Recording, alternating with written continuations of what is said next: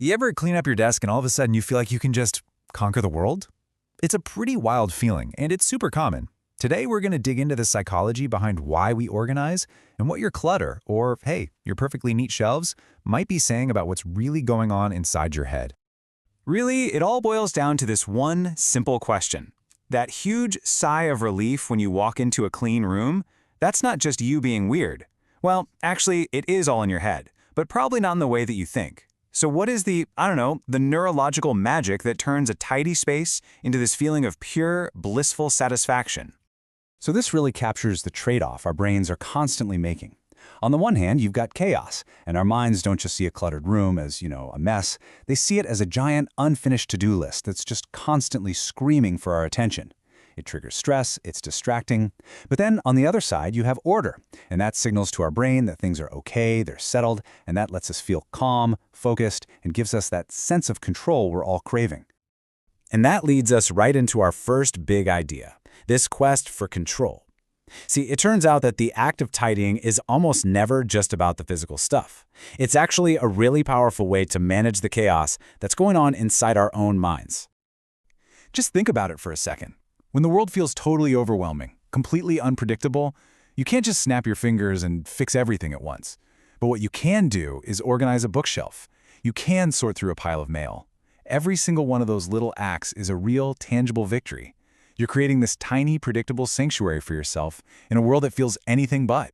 There's a scientific term for that feeling of being just mentally drained by a mess. It's called cognitive load. Every single object in your line of sight, especially if it's out of place, is competing for your brain's attention. So a cluttered room is basically forcing your brain to multitask nonstop, and that just burns through your mental energy.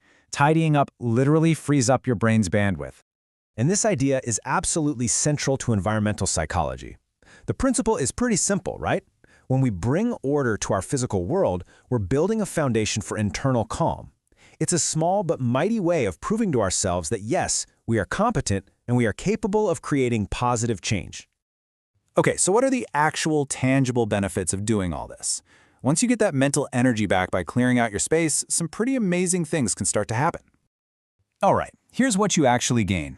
Studies have shown that tidy spaces can literally lower the stress hormone cortisol. And by reducing that cognitive load we just talked about, you're freeing up brain space for creativity.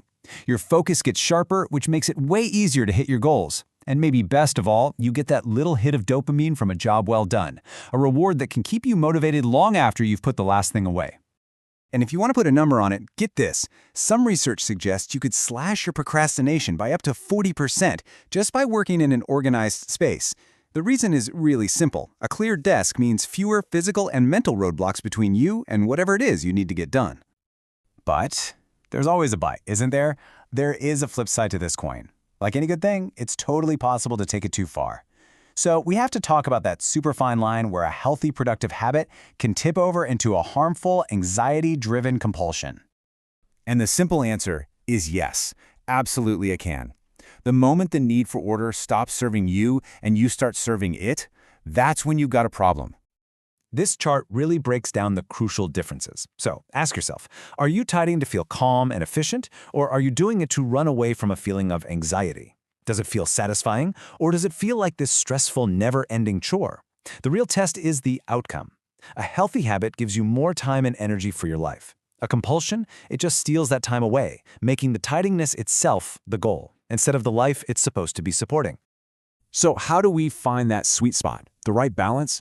Well, it really comes down to reframing how we look at organization itself, not as some kind of moral high ground, but as a practical tool for getting to know ourselves better. And this right here is the most important takeaway of all. The goal is not to live in some sterile museum where you can't touch anything. The goal is to create an environment that actually supports your life. And hey, maybe that's a vibrant, messy artist's studio, or maybe it's a super minimalist workspace. Organization is just a tool to help you live better. It is not the destination itself. So I'm going to leave you with this final thought.